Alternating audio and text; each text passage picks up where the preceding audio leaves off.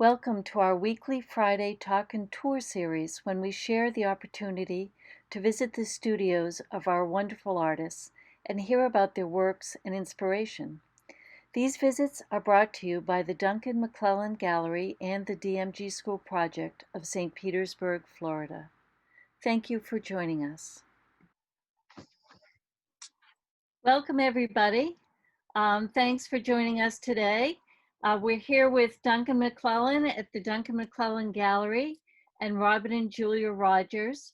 They're taking time out from their busy schedules. Julia's sitting in Robin's office at the Chrysler Museum in Norfolk, Virginia. She's come down from her teaching gig at the Appalachian Center for Crafts, where she's teaching for a whole semester, taking over from Kurt Brock.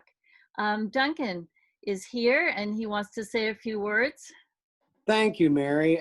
We're really honored to have Julia and Robin here today. I think you'll really find their work incredible if you don't know it already.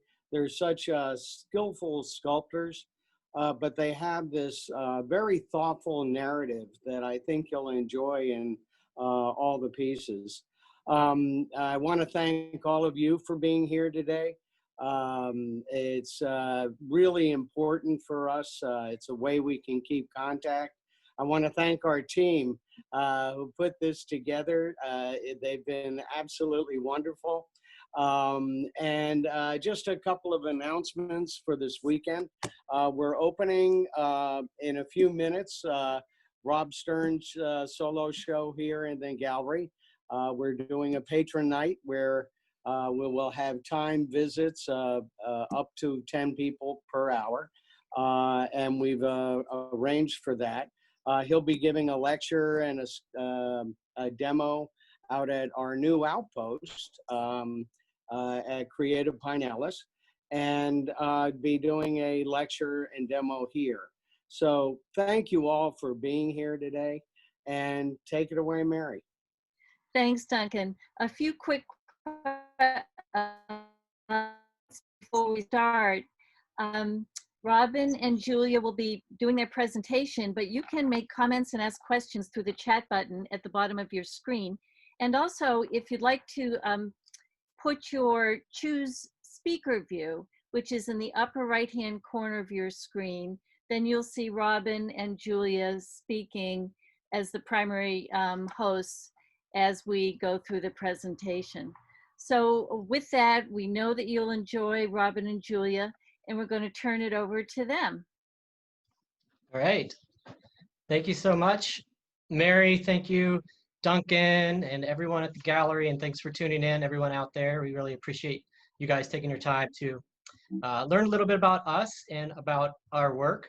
So as Mary mentioned, we're sitting here in Norfolk, Virginia, but we're going to start by giving you a quick tour, kind of a snapshot of our lives at the moment, which are anything but usual for everyone, I'm sure, but for us as well. So we're going to start with a little tour video, and then we're going to give a little presentation about our work, and then we have a short video about our process, and then take questions and everything like that after that. So Danielle, if we could cue up the tour video.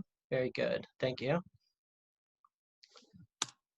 So this is going to be a little bit of a whirlwind. We're going to start at our home. We live in Chesapeake, Virginia, which is a suburb of Norfolk, Virginia. And this is we've been doing a bit of landscaping since last March, when we spent a lot of time at home, like a lot of other folks. So this is just the exterior of our home. We have two children. One is 16 years old and one is 7 years old. And you'll see a little bit of them later. And Jasper in the front yard, the dog there, is 17. So we've zoomed inside to our living room. You can see we are collectors of art, not only our own art, but a lot of different artists. We often trade with friends and purchase art when we can. So the bulk of what you're seeing in our home is actually our art. I always joke that we're our own biggest collectors, but we're going to talk a lot about these individual pieces in the slideshow, but these pieces are sitting on our piano. We're also a musical family. I play the piano and the guitar. Julia plays the piano, guitar, saxophone. She's a multi-instrumentalist. And our son also plays music. On into the dining room. This is a Stellar J. We'll see him again later too. The work that we're going to be showing and talking about is our collaborative work. I guess we will talk a little bit about our individual work, but focusing on our collaborative work. The paintings on the wall, some of them are ours, and again, some are also friends. And some of the glasswork is also made by friends, but mostly ours. But in the back there, that clear, taller piece is a geisha by Scott Darlington, who was a mentor of both Julia and I. More blown glass and paintings. And the goat there, you can see, is wearing those really cool sunglasses. That's not actually part of the piece, but when you live with your art, you end up decorating the decorations sometimes. Quick tour in the backyard. So this is our garden. So this is our garden, and we like to decorate with our artwork sometimes too. Growing strawberries here. This is in the spring, so stuff's just kind of getting going. Tomatoes and more of our art pieces. Scarecrows. So we're about to take a leap now to Norfolk, Virginia, a similar site, the cast glass disc. We actually made these for the city of Norfolk, and they're embedded in the sidewalk here in the Neon Arts District. And this is where I spend the bulk of my time every day, Chrysler Museum Glass Studio. So I'm the studio manager and program director here. We're going to take a quick little walk along this promenade to look at these pieces of cast metal and sculpted glass. This is Collective Conductivity. It's my MFA show, and I have it on loan at the Chrysler. The visitors love seeing these pieces. They're cast metal and glass with hot sculpted glass heads, and sometimes hands too. Bronze. This one's bronze. That first one was made out of iron, and another bronze piece. The baby in the lap is stainless steel. So I wanted to try all different metals. We have a little lotus flower in her hand. And then the last two pieces are cast aluminum and sculpted glass. Tell them about the lights. Yeah, I'll talk more about these pieces during the slideshow, some details. They light up as well. Now we're inside the glass studio. This is the Perry Glass Studio. We've been open for 9 years now, and I've been lucky enough to be a part of this studio from the beginning. Initially as the assistant manager, and then for the last 3.5 years as the studio manager and program director. These are just a few of our sculpted pieces here. And the studio is full of art. So the pieces you see around this are made by studio team members, as well as visiting artists that have left work behind. I know this is a really quick whirlwind. You're just going to have to come see this place in person if you haven't been here already, and I know many of you have. Now we're strolling into my office, which is actually where we're sitting currently. And it's very much a working office. I do my administrative work out of here, but it also houses a lot of our pieces, which are either in process or finished. This piece is actually called Solace, and it's my piece. It's an individual work of mine, made from a found glass window and sculpted glass. And then you'll see some of the work that's on the shelves, which is actually behind us right now. That's Amelia Earhart, sculpted glass and oil paint. That's George the Spiritual Beetle. And we'll talk a lot about these individual pieces in our slideshow. The Black Hawk prints.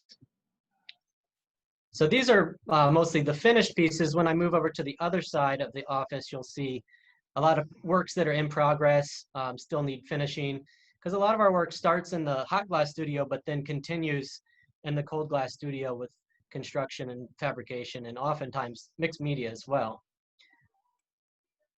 This is Medusa. We actually made her out at Pilchuck Glass School when we were teaching there a number of years ago.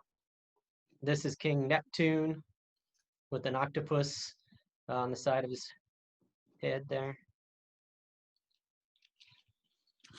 We made King Neptune up at the Flint Institute of Arts, which is an amazing glass program and glass studio.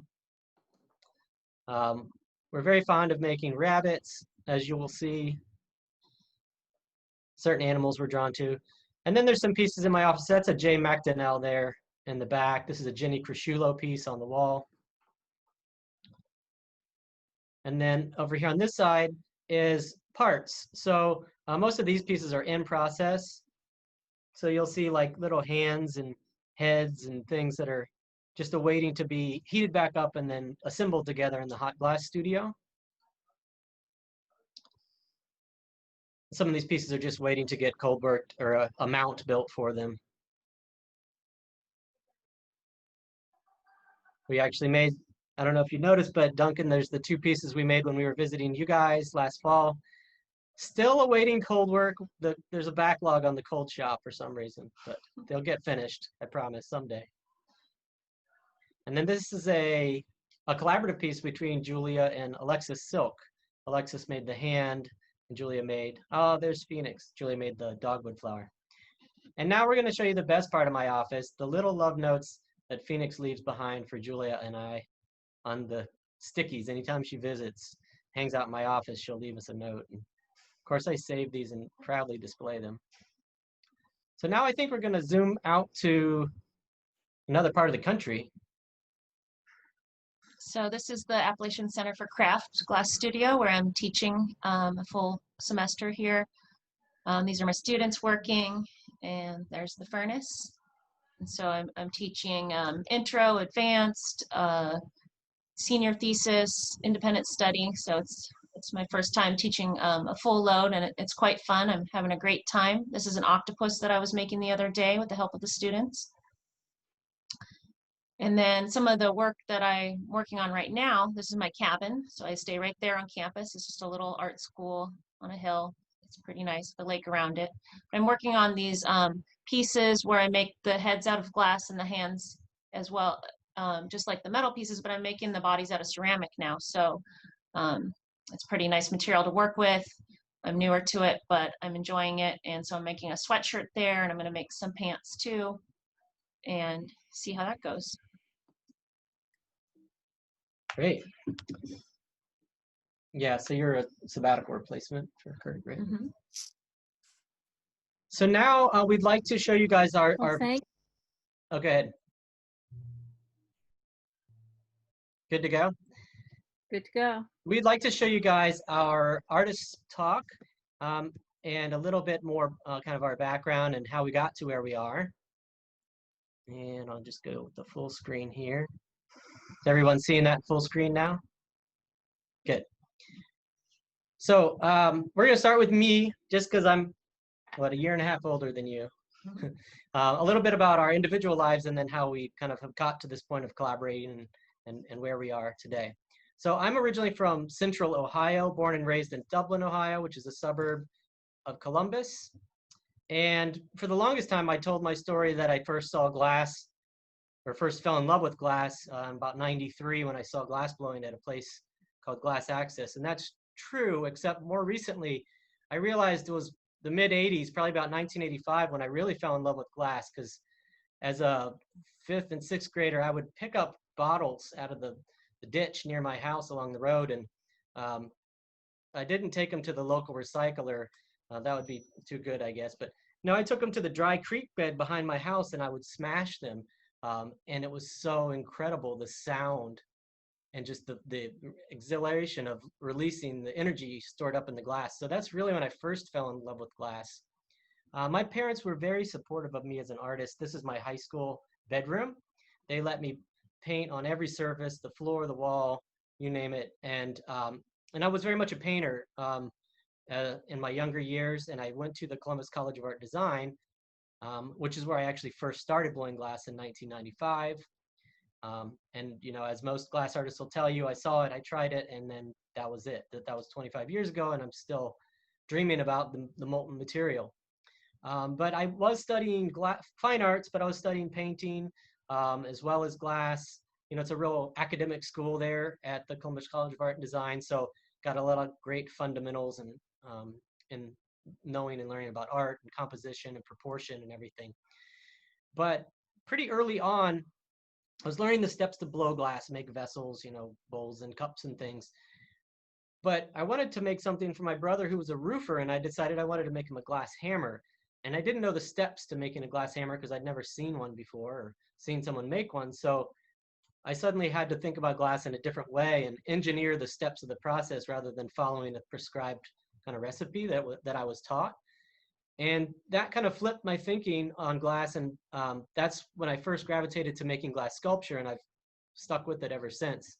This is actually my Bachelor of Fine Arts MFA, or I'm sorry, thesis exhibition, which was a live-in installation. I moved my entire bedroom into the gallery, all the art, including myself. I lived in the space for a week. So it was actually my first piece of performance art as well as installation. But my early sculpture focused on forms like this, which is a Carmen Ghia on stilts. It's kind of inspired by Salvador Dali, the elephant up on stilts, the pregnant nude.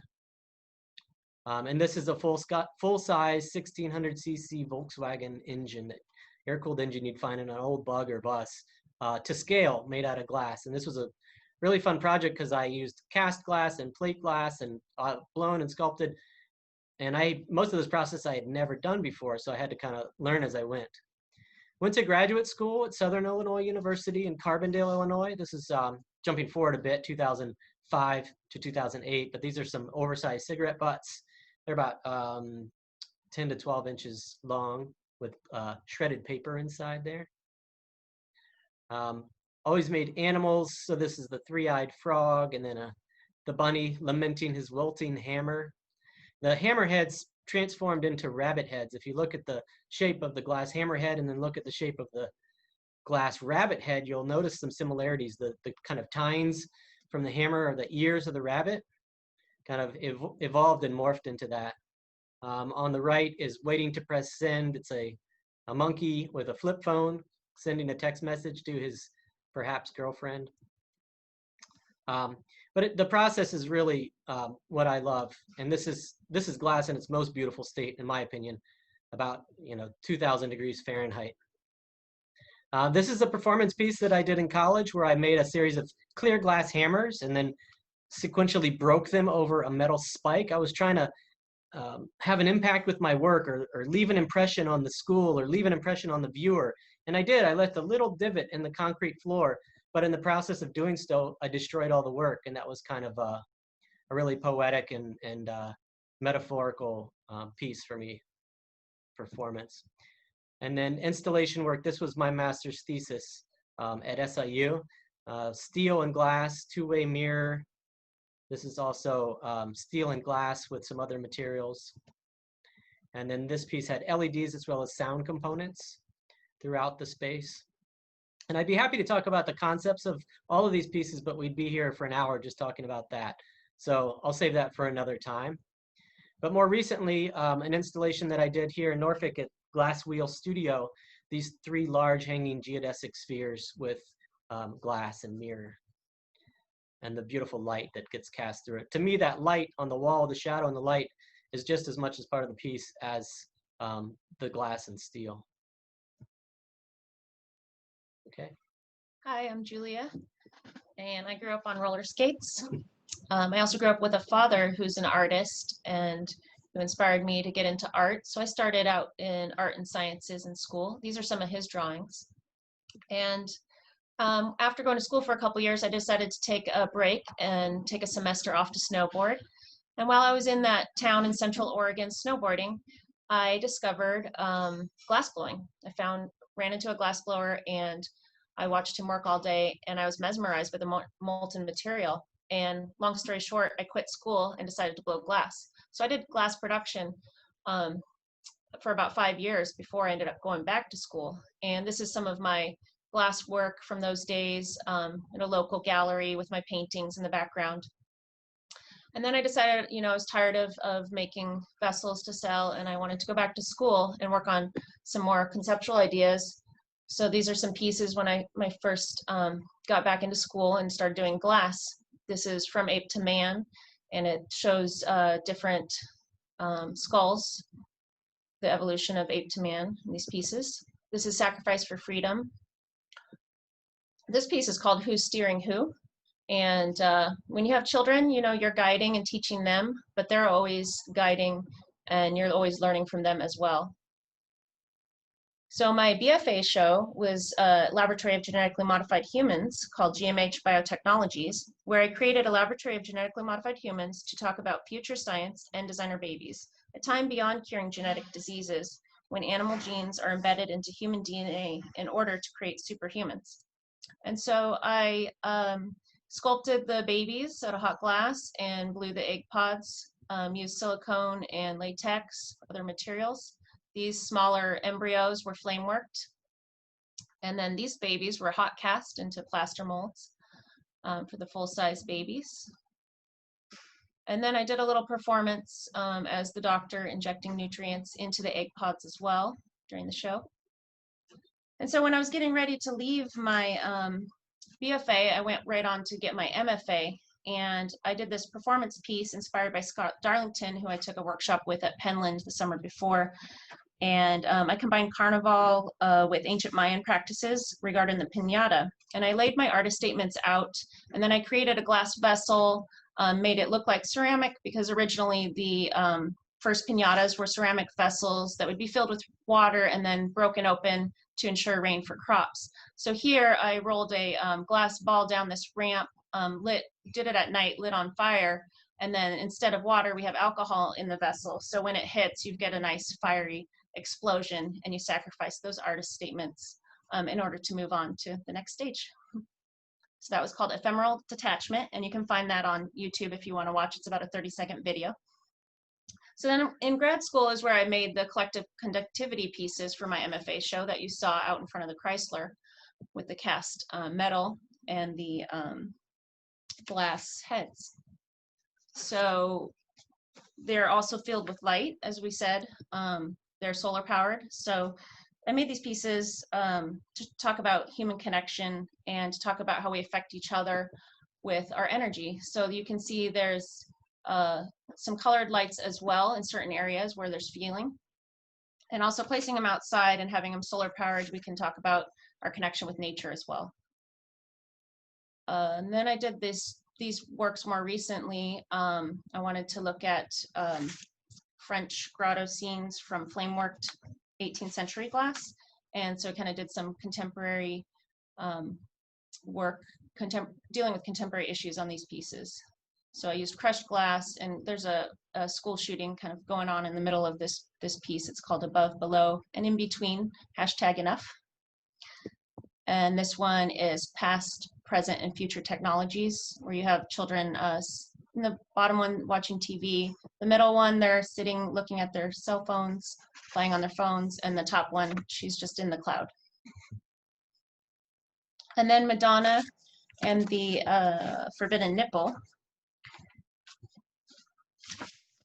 My notes, shows Madonna with features that are more historically accurate. She feeds Christ with a bottle, showing current taboo around the female nipple and how natural function is lost through sexual connotation. And so this one is hot sculpted glass, the baby's flame worked glass, and it's oil painted. And then the Adoration of the Scientist for Christina is this final piece in that show. And this piece depicts a genetically modified human savior created by science, the second coming of Christ. Science is advancing at a rapid rate, and humans have been changing genetic makeup by altering organisms' DNA for the past 20 years. And it's only a matter of time before we create our own ideal human. So also a baby that is oil painted to look more realistic in this piece. Sculpted glass. Hot sculpted glass on the pipe, yeah. So we met in 2001, and we met in Montana. We both love the mountains. We met in this hot shop called Cloud Cap Glass. And working together, we fell in love. So we got married, and here we are at our wedding reception, blowing glass in my wedding dress. Then we packed up all our wares to take a honeymoon and do a craft show at the same time in Salt Lake City. We did have fun at Yellowstone and the Grand Tetons as well. This is our son, Ren, who is now 16, sitting at the bench here in the middle. And there he is in the back, Phoenix in the front, who is 7 now.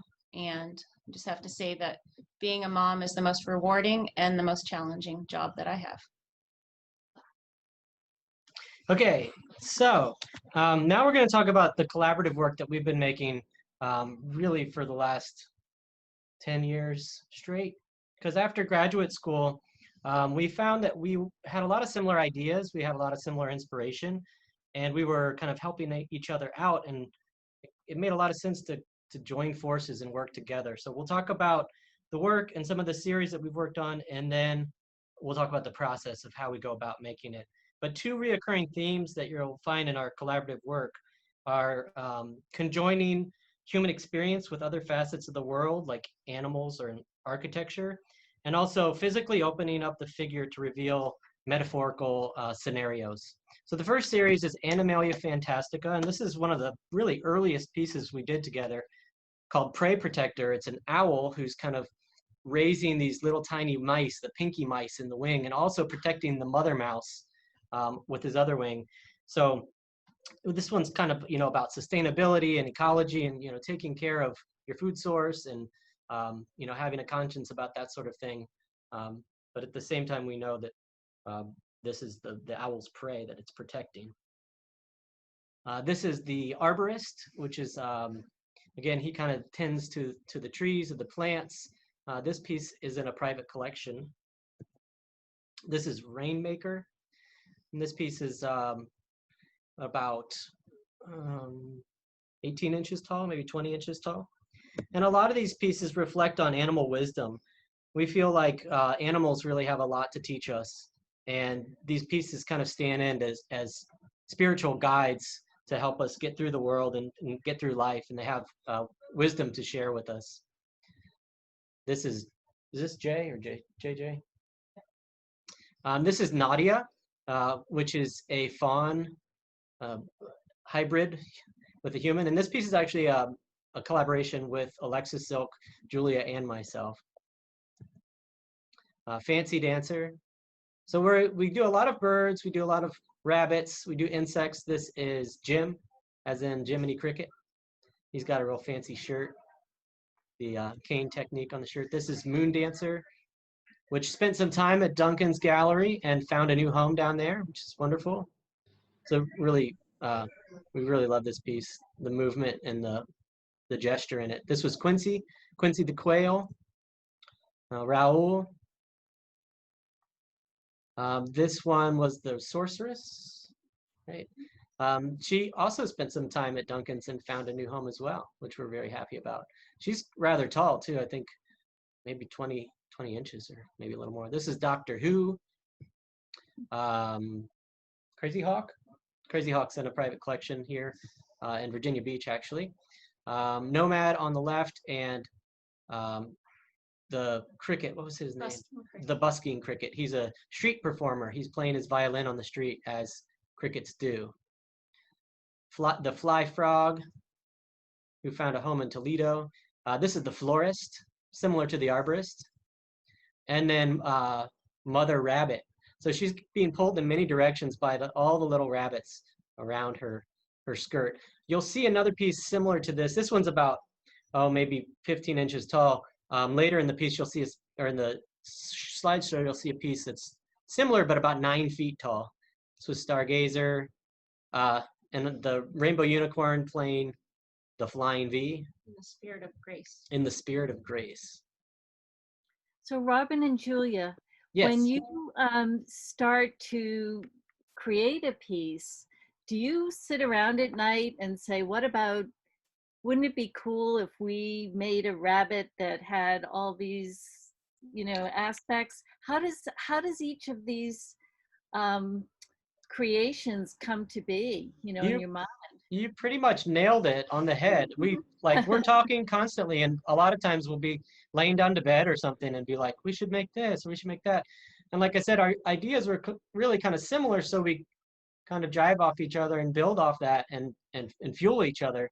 And that's where a lot of it comes from. And when we travel and, go blow glass at a studio for a little residency, we definitely get inspiration from traveling and by the area, and make some cool pieces that way. Yeah, you'll see some work we made out in Sedona, Arizona here shortly. And then this is Ganesh, which is A really beautiful piece. We have such admiration for Hinduism. It's a really beautiful, colorful religion, and all the amazing deities, and Ganesh being one of our favorite. So the Beating Mind is a series that we did when Robin said, we should put a heart inside one of your heads, solid sculpted heads, instead of a brain. And so this is like thinking with the heart. You know, you feel with your heart. We've got, so this one had a beating light inside. This one is a networked. I did the head and Robin did the heart. And some more iterations of the Beating Mind. I actually met somebody who had a heart transplant, and he said that the heart actually does have its own little brain, its own nervous system. And when you get a transplant, those nerves are severed and they only grow back 30% of the time. So his heart hadn't grown back yet.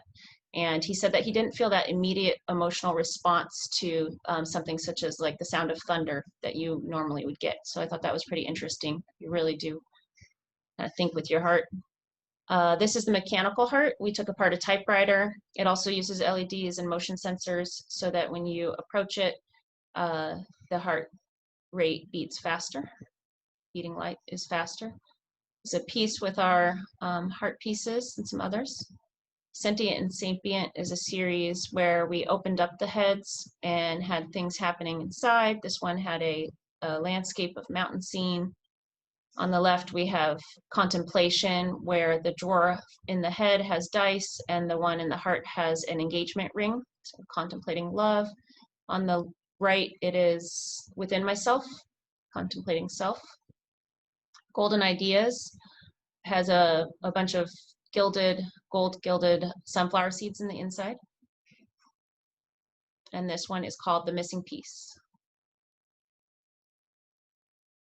Nomad is a life-size piece that we made on an armature and using the glass head and hands. We sculpted a shamanistic figure to bridge the world between the physical world and the spiritual world. And a show, an exhibition with the Nomad in there. He is in a private collection in Norfolk.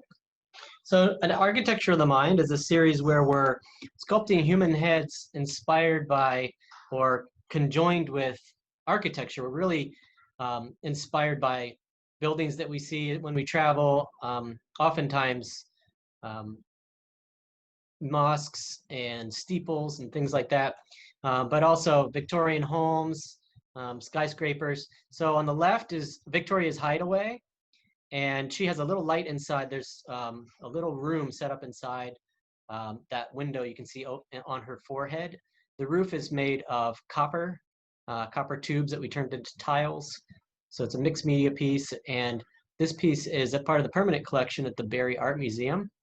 And on the right, this is Apartmentalized, which was one of the first high rises that we made. And that piece is in a private collection as well. This is Technocrat. And I love this one because he's got all the antennas and things going on top of the heads. So these buildings, you can imagine they have residents or they have occupants that are spending time in them and working in them and living in them. And it's up to you to figure out whether these people are memories of these individuals or alternate personalities, or, you know, that's kind of up to you to decide. But there's a lot going on upstairs, you can say, in these works. This one is Piggy Business, which the chest opens up to reveal there's a small pig sitting at a desk there with some papers, and it's illuminated on the inside and gilded on the inside as well as the top, on the top. This one's called Hearsay. It's kind of about how rumors spread through the town. The figure in the middle is kind of whispering in the ears of the others. And then we started grouping these heads together to make communities, really. This is an organism. This was called Urban Mindscape. And this was shown at the Museum of Contemporary Art in Virginia Beach, MoCA. So it's a number of the heads, and I love when you put them together because then they start to interact with each other. And if you look closely, there's little flame-worked figures, glass figures that are occupying the space as well. This is a mixed media piece, so there's steel and glass and wood and moss and various other materials. It's another version of that. This was Urban Island Mindscape. And then Geology of the Mind is another series where we're opening heads up. This is we call these fragments. So Julia and I both had an interest in geology as children. I kind of thought at one point I was going to be a geologist until I knew how much, or realized how much reading and research there was involved. But they show the wonder of, you know, what can be found in nature and what can be found inside of us. So this is obviously a shard of a head, and on the inside it's geode. And this is all glass. So it's glass crystals that we've put onto the inside of these sculpted glass heads. And this one's called Compassion Revealed. So the face has been removed almost like a mask, and there's a heart inside, kind of harkening back to our Beating Mind series. This one's called Inner Seeker, and the face hinges open, and there's a little hawk inside the Inner Seeker. Yeah. And this piece is just slightly smaller than life size. Elder's Secret. This one's just cracked open just a little bit, so you can get a glimpse of all the magic that's going on inside. And then this head is actually much larger than life size, and it's called Cavern of Solitude. And Julia has a little thing to read about the Cavern of Solitude. Cavern of Solitude explores the idea of being alone with one's thoughts and really reflects the loneliness and self-contemplation occurring during this time of isolation. Inside the blown glass head is a lone kayaker, floating in a vast sea of thought. This solitude, both deeply haunting and beautiful, is ours to contemplate, conquer, and call our own. So is this a series, your most recent series then? You know, we work on many series concurrently. The Geology of the Mind is more recent than Architecture of the Mind and Animalia Fantastica, but we still make pieces out of all the different series. But this is, yeah, our most recent series. Yeah. So the hybrids are like the babies, my genetically modified babies grown up. This is Goat Girl, and she's also a part of the Barry Art Museum permanent collection and a visitor favorite. Bat Girl.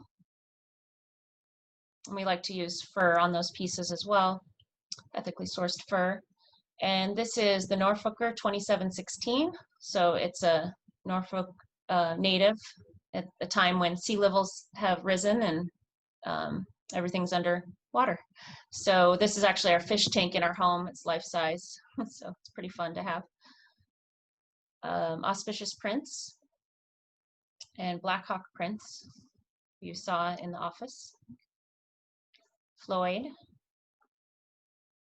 And this is called What She Always Wanted. And this, so remember the mother rabbit piece with the little rabbits tugging at the dress? This is the 9-foot-tall iteration. Wow. yeah. And what is the dress made of? So I made the dress out of paper and all the like little rabbits out of wrapping paper, the origami ones around her. And then the glass bunny in her hands, as well as her hands and breasts poking out there, and her head are glass. And so this is about biological yearning, the desire to have children. She's surrounded by paper bunnies embodying this desire, while she holds the realization of her offspring at her breast. It's called What She Always Wanted. And then we were installing it here for another viewing of the piece at the glass studio. That was Julia's first time working with paper, and it was phenomenal. It was amazing. Yeah, really. Yeah. So we also dabble in fashion a little bit. So get involved in the glass fashion show. And this is when I was pregnant with Phoenix, and Robin and I collaborated on this piece called My Heart Beats for You. And we put a LED in this one as well, so it was beating, and seed beaded an umbilical cord to my belly. And there's me with Laura Donifer, the glass fashion show queen. And then in 2016, we did this fashion show together. We called this one Frenemies. And we had a lot of fun in Corning in 2016, going down the catwalk together with our hot blown masks and our costumes. Glass cane Robin made. And then I was lucky enough to go to Italy, to Venice or Murano, for the gas conference in 2018, and we got to do the fashion show on boats and gondolas on the canal. So that was really exciting. And we also played a little bit with some sculpting fashion in the hot shop. And so we have the Sky Goddess on the left, the Shadow Queen, and the Pyro Princess on the right. We've touched on performance just a little bit, but we both have a bit of a background in performance, and that's something that we've explored a lot here at the Chrysler Museum and the Glass Studio. But this is a work that we do called My Heart Beats for You, and we actually did this. Wait, I'm burning for you. Oh, I'm sorry. I'm burning for you.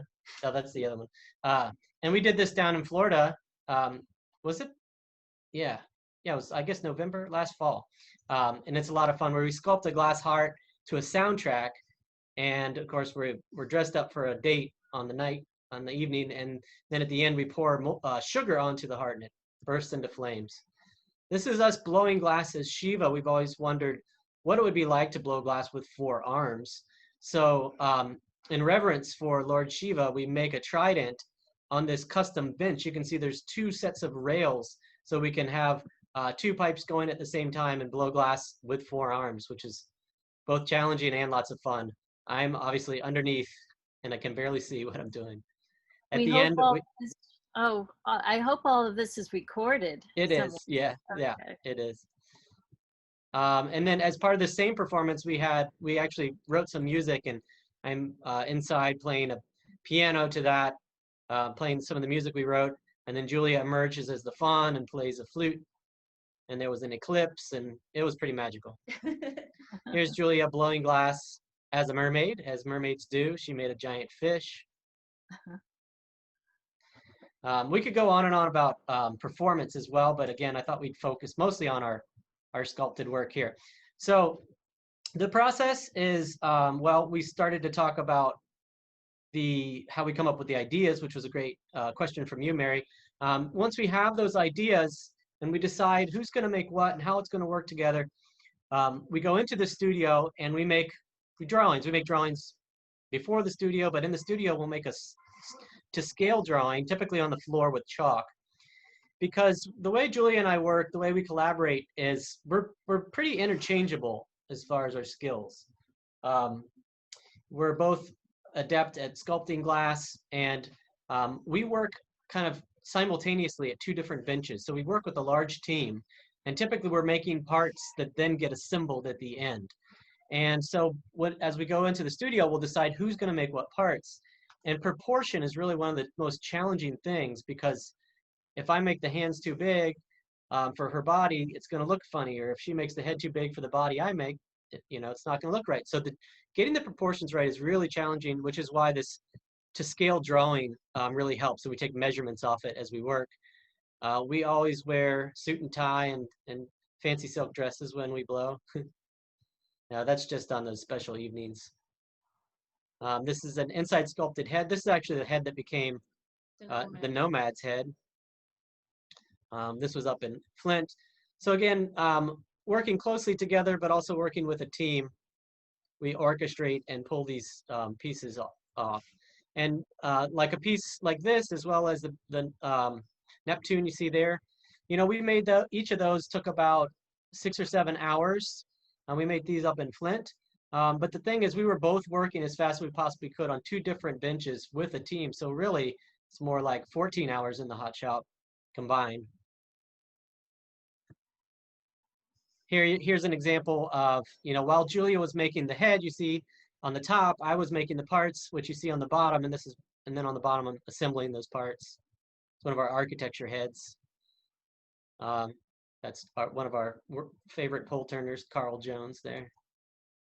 Here we are working at Corning. We were guests up there in the spring of 2018 maybe? And we made a large rabbit blowing glass. He's about 3.5 to 4 feet tall. And it was incredible working with their team. Because again, it would be impossible for us to pull anything like this off without an incredibly skilled team. Wow. And then this is actually us working. We had the great privilege of making a piece of glass when we were in Murano. We were invited to work in a factory there. which was a thrill beyond thrills for a glassmaker to be invited to create a piece. And we got to use the factory workers who were bringing us bits and you know, flashing the piece for us, and it was incredible. Yeah, they So- just flashed in the furnace, and the assistant bringing the bits was so fast, like you only needed one assistant. You just It was amazing. Yeah. We will never forget that. What furnace was it? Studio? What studio? Fabio Farnacie's studio. I think it's called New Murano 4.0 or something like that. It was really beautiful studio. They mostly make chandeliers there, contemporary chandeliers. but quite a bit of sculpting too. I mean, those chandeliers have a lot of sculpted parts that go onto them. And then our favorite assistant, that's Ren when he was a tyke. Wow. He's 16. He's not interested in glass Oh, yeah. blowing at all, but he's still interested in the arts. hmm We'll show you his video at the end. This was out in Arizona. So you folks travel around and do workshops quite a bit and teach. We do, yeah. We do. We've been fortunate enough to be invited many places, such as your fine studio, one of our favorites. But we've done residencies in Sedona, Arizona, as well as, Corning. you know, we spent time at Corning and the Flynn Institute of the Arts. We've been to the other side of Florida at the Benziton Center for Creative Arts, I think it's called. So anytime we're invited, we're always up for making work, because it gives us a chance to focus. Usually when we do this, we'll have a number of days in a row to focus. Here in the Chrysler in Norfolk, typically we make our work on Fridays, but we only have one day to really focus, and it's nice to have several days in a row. And this, I believe this is the last slide. This is, we're working on a large commission for the Virginia Beach Aquarium, which will be installed next spring. And it's a series of jellyfish, which are fabricated steel and glass with LEDs. They'll be hanging in an atrium. So this is Julia making, this is one of the heads on one of the small jellyfish. So there'll be a series of them of various sizes. So that's the slideshow. And we would love to show you guys a really brief video of process in the studio. And this video is set to music, and Julia mentioned, so our son Ren, he's 16 years old. He's a film student at the Governor's School for the Arts, and he made the film, and I think it's quite good. But I'm maybe biased, but it'll hold your attention, I guarantee. And you'll also get a great concept of what it takes to make these pieces that we and you'll see what I'm talking about, working simultaneously, because we're working at two benches making parts and then assembling, and you'll kind of see it all come together. So Danielle, yeah, thank you very much.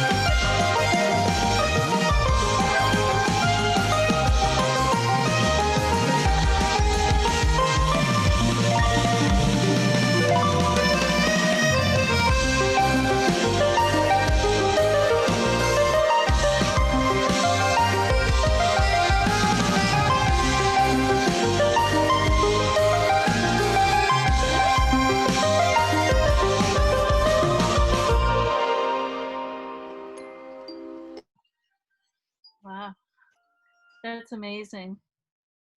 Thank So you. incredible skill as well as imagination. I mean, just the combination's incredible.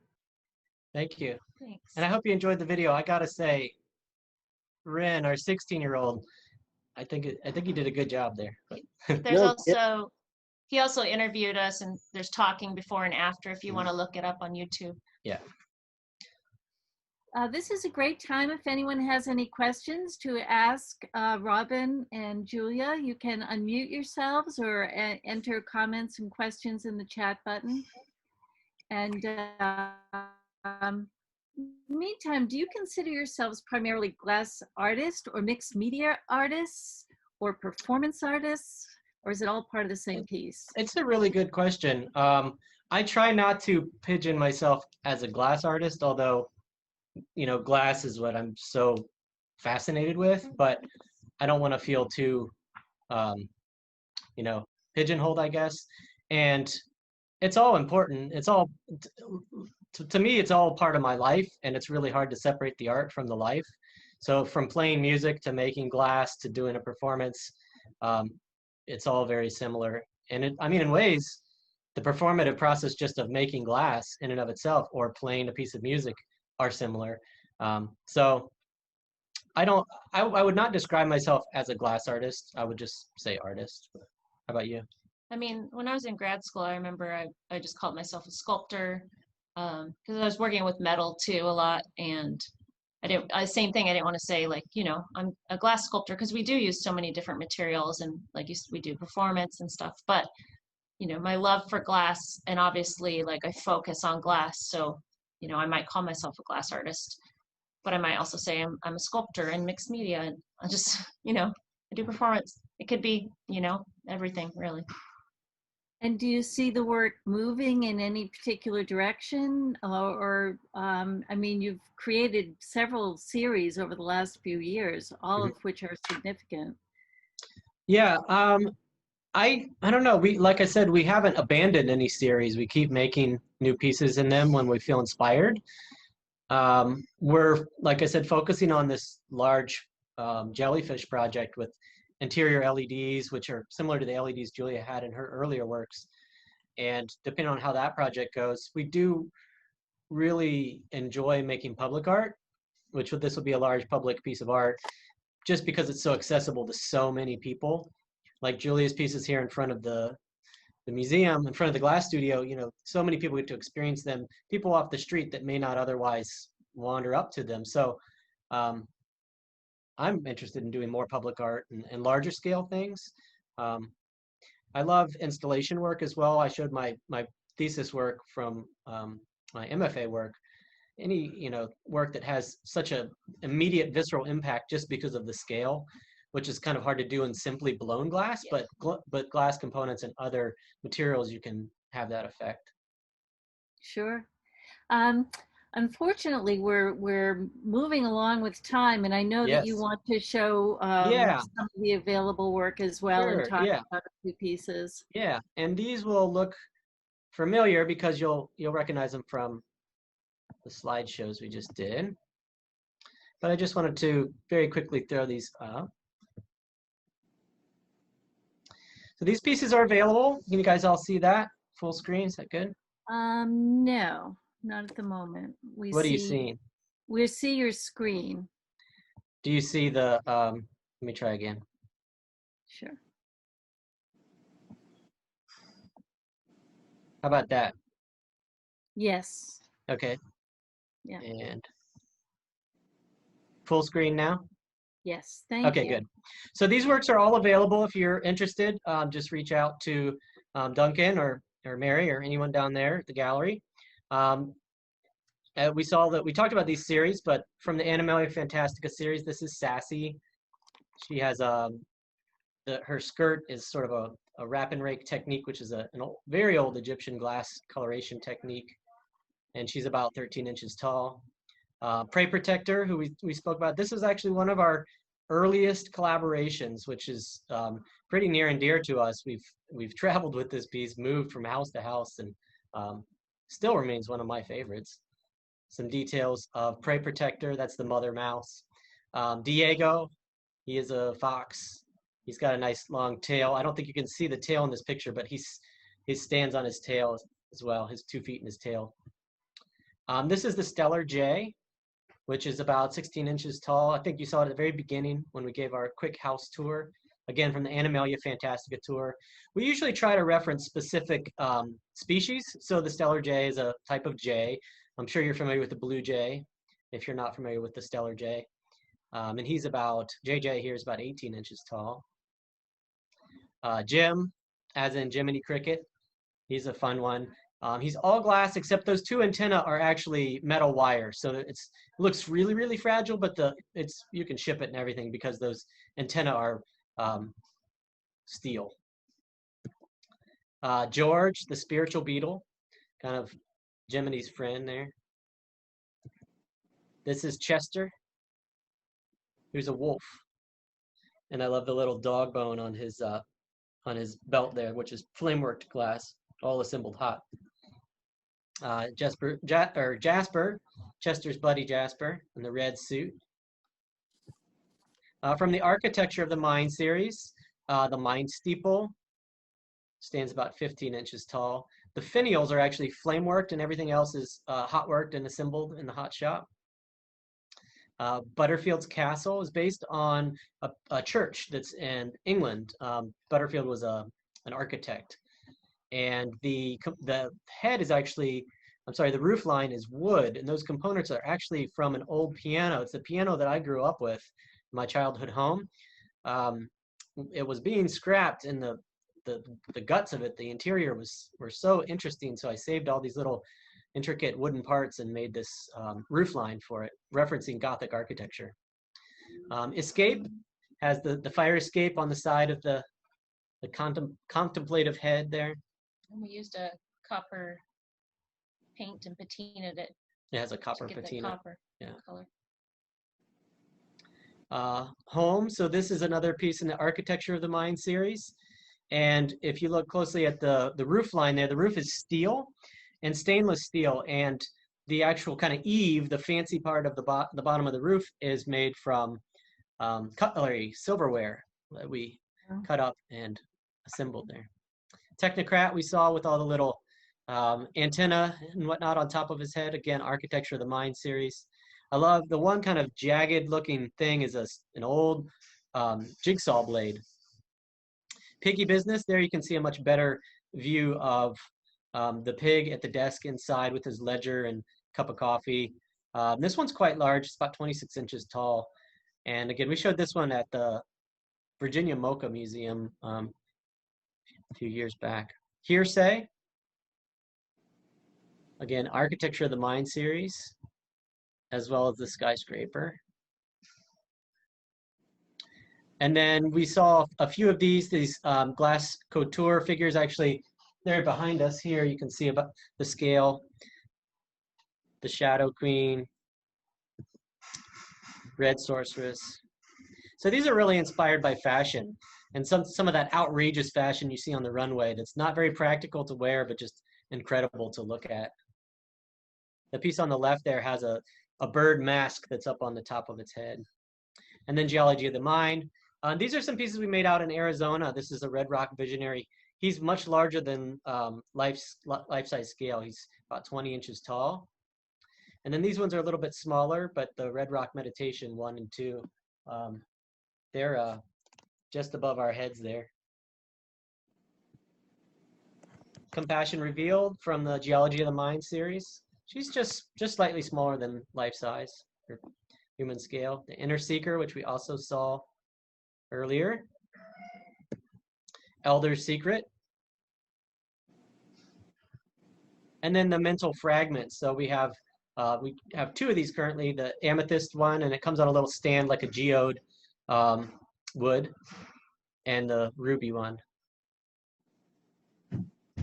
Missing Piece, which is a mixed media piece. It has steel, plate glass. It actually has a little bit of felting and wax and an actual puzzle that's inside where the brain is. The Human Hybrid series, the Nadia piece that we saw, which was made in collaboration with Alexis Silk. She's quite majestic, quite large. the auspicious prince with his crown.